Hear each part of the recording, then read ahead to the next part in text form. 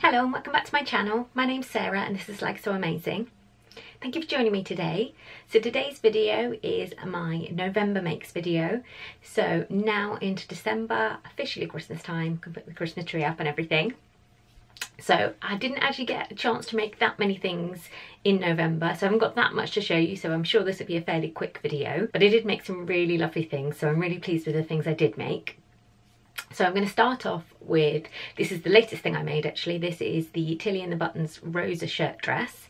Now I've made it before, I've made a shirt version and I've made a shirt dress version, both of which I made sleeveless just because I really liked the look of it and they were more kind of summery garments. But I had this beautiful needle cord come into the shop that I just fell in love with and thought it would make a really, really special shirt dress. So because I know the Rosa dress fits me really nicely, I decided to stick with that pattern. And I really like the features, the yoke and that sort of thing on it. So I also chose to do the properly long sleeved version. So on Tilly and the Buttons blog, there is a long sleeve cuffed shirt hack. So you can see there, we've got the cuffs and then it's got plackets on the inside. So I've done the detailing in a beautiful rose viscose twill, and I also, so I actually changed up Tilly's cuff hack just so I could have two separate pieces on the cuff. So I've got the outer piece made of the normal fabric and then the lining of it effectively in the rose twill. So, and I also did the same for the collar band as well. So you see there's the pink collar band. So those were the main changes I made. I also added pockets because you know I can't resist a pocket. So just added in side seam pockets, so just about 6 or 7 centimeters down from the waist notch, just added in a couple of pockets. So I just use whichever pocket piece I have lying around just to do that, so that's nice and easy. But yeah, really, really pleased with that. I did, I added these lovely buttons, so you can see them, just kind of a pearlescent pinky button, and I'm really pleased with them. I didn't bother adding the button into the collar stand just because I never ever do things up that tight. I don't like them being done up there, so I left that off because I often find that it's really difficult because you end up with a lot of bulk and it's sometimes really hard to get through the machine. So anyway, that's pretty much all I've got to say on this. I absolutely love the fabric. It's really autumnal, beautiful autumnal colours in there. And then this lovely sort of dusky pink colour as well, which is why I picked that up in the contrasting bits as well. So yeah, I can see me wearing this a lot. So just goes nicely with tights and boots. And it is actually really nice and cosy, not overly hot because it's a cotton needle cord, so it doesn't make you feel too hot. It's actually just a really, really nice layering piece. So yes, definitely love this. I've got a little bit left of this still in the shop, and also a gold, slightly different floral needle cord. It's got a tiny little bit of stretch to it. This one doesn't have any stretch to it. They've been really, really popular, so they've been flying out the door, but there is still a little bit left of those two if you want to go and check them out yourself, so I'll leave the links.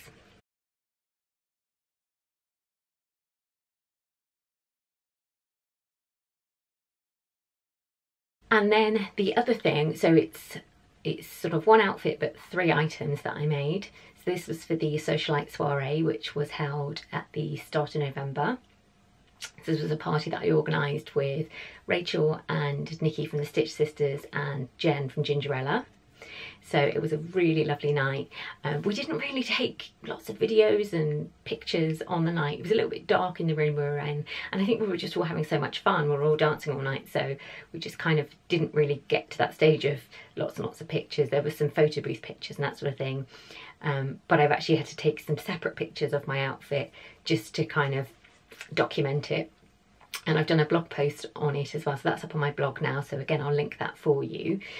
But I also decided that this would be my entry to the Sew Frosting Challenge this year, because I mean basically I look like a cupcake. It's definitely everything that the Sew Frosting Challenge is all about. Frothy, frivolous and fun, really. So that's why I decided that that would be, you know, my entry for that. So my starting point for this outfit was, well, twofold actually. One were the shoes. So these beautiful shoe boots that I've had for years, and even though they're super, super high, they've got a big platform, so I can actually wear them fairly comfortably for a few hours at a time, whereas I really struggle wearing normal high heels nowadays. But yeah, so I decided that I wanted to build an outfit around those, and I had wanted to make something similar to the tulle skirt that Carrie wears in Sex and the City in the final episode where she goes to Paris, and it's this beautiful sea green tulle skirt that she wears. So I'd kind of wanted to recreate that kind of look. So I'd found some beautiful fabrics that I thought would really work well together, and decided to kind of build up an outfit around that. So I kind of went along the ballerina theme in the end, because actually the fabric that I wanted to make the top from was pink, and I just kind of thought, right, okay, well let's go pink. I didn't want to recreate it in green entirely. So I think I may have just given you a sneak peek of this top already, but this is in this beautiful pink velour. It's so pretty, it's got a really lovely sheen to it, and I added the ruching in the front so that it really has that ballerina feel. But this is based on the Tilly and the Buttons Agnes top. So I've talked quite a lot previously about the hack that I've done on the Agnes top to make it into a vest. So it's got a nice scoop back, and then you just have to change the armholes just slightly. And then I use the cover stitch to just finish off all of the armholes and the neckline and the hem. So really, really, really quick make, less than an hour to kind of cut it out and get it all made up. So, I mean, I can wear this again. I can, you know, because I've made separates, I can kind of mix and match somewhat. So that's the top element. And if I lift this bad boy up, it's actually quite heavy. So here is the skirt. So obviously I'm going to put pictures in so you can see it all. So it's got a pink micro satin base, and then layers and layers and layers of pink tulle. So I've got a darker pink, like a hot pink, and interspersed with the candy floss pink, and then lots more of the candy floss pink on the top. So I based the skirt pattern, because you really need to make, it's what's called a basque, so that all the layers of tulle get attached to that. So you can kind of sew lots and lots of layers on it. So I made the skirt from, I based it on the By Hand London Charlotte pencil skirt. I already had that in my stash. So, and I knew it fitted me, so I just made a couple of adjustments. I shortened it, so I didn't really want a long pencil skirt because I needed to be able to move, so just kind of mini skirt length. And then I did a button placket down the back so that I can get in and out. So it's just got buttons running down it, because I didn't want to get zips involved with the tulle. I thought that was going to be a bit of a disaster. But yeah, then you just sew the lines and lines of tulle. So you gather them all and then sew them to the skirt. So I did have my lovely friend Jenny help me wrangle the tulle, because that's not really a job for one person on your own. And she also came and hemmed it for me.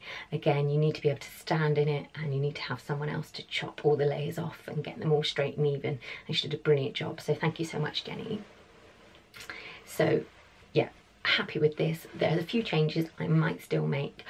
I think I will take some of the layers of tulle off. It doesn't need this many, so some of the really underneath ones, I can just take them out, because it is, as I said, it's heavy to wear. So take some of those out. But yeah, I definitely wear this outfit again. I think it's a lot of fun, and who doesn't want to dress up like a ballerina? I actually did buy some little ballet slippers for the end of the evening when my feet got tired. Just some little cheap ballet slippers that I could kind of prance around like a ballerina in.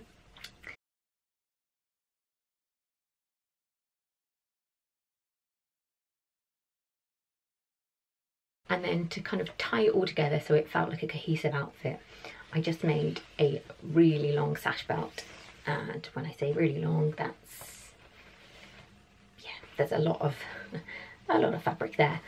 So it's just got a join in the middle, which you can barely see.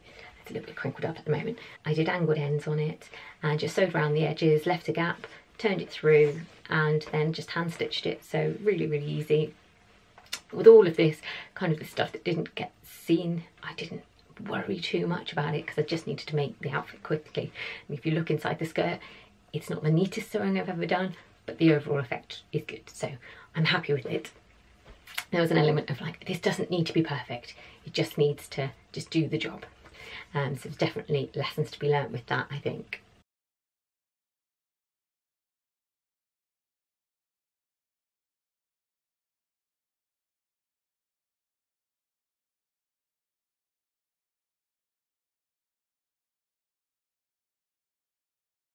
Thinking about it, there was one other thing I made this month, and it was a present for somebody. So this is for my sister-in-law Caroline. It was her 40th birthday and she lives out in Sweden where it's pretty cold at the moment. So I made her the Tilly and the Buttons Nora top. So I just made the version which is straight round the bottom. And I didn't do the funnel neck. I was going to, but actually the sweatshirting I used didn't really have enough give in it for that. So I just used a contrasting grey ribbing just to do the normal kind of crew neck. I think the contrast looks really nice. I think it's a nice kind of mix of the colours. We don't have any of that sweatshirting left, unfortunately. That's all sold out, but I'm going to try and get some more of it in. We do still have the ribbing though, and I can show you some close-ups of how I hemmed it. So for the sleeves and for the hemband, I just used a decorative stitch on the sewing machine, just chose one, and actually it had a little bit of stretch in it, so it worked really nicely. And I just think it just gives a little tiny bit of interest. So anyway, that's gone off to her. I haven't heard whether she's got it yet. I think it's still on its way, but I took some pictures just so you can see it before I sent it off. So hopefully she won't mind that I've modelled it in advance. But yeah, I'll pop those in for you as well. So yeah, that is it in terms of my sewing this month. As I said, I didn't really get that much done. And I think that December's going to be pretty quiet sewing wise as well. I've got a couple of meaty projects to do though. One is a pattern test, and I don't think I'll be able to share that with you probably until January time. But I'm really looking forward to cracking on with that over the next week or so. And then there's the Sew My Style pattern, which again I need to get my act together. I need to get the PDF printed out so I can get on with that one. But yeah, I think I might like to make just a couple of sweatshirt type things as well. But yeah, I don't think I'm going to get a chance to really make any Christmas presents or anything like that. Hopefully things are going to really start moving with the shop fairly soon, so we're going to be doing a lot of decorating and things like that. But yeah, so that's it for my makes this month. So I hope you enjoy seeing them. Let me know in the comments below what you've been making this month. Don't forget to like the video and don't forget to subscribe if you haven't already, and I'll see you very soon. Thanks, bye bye.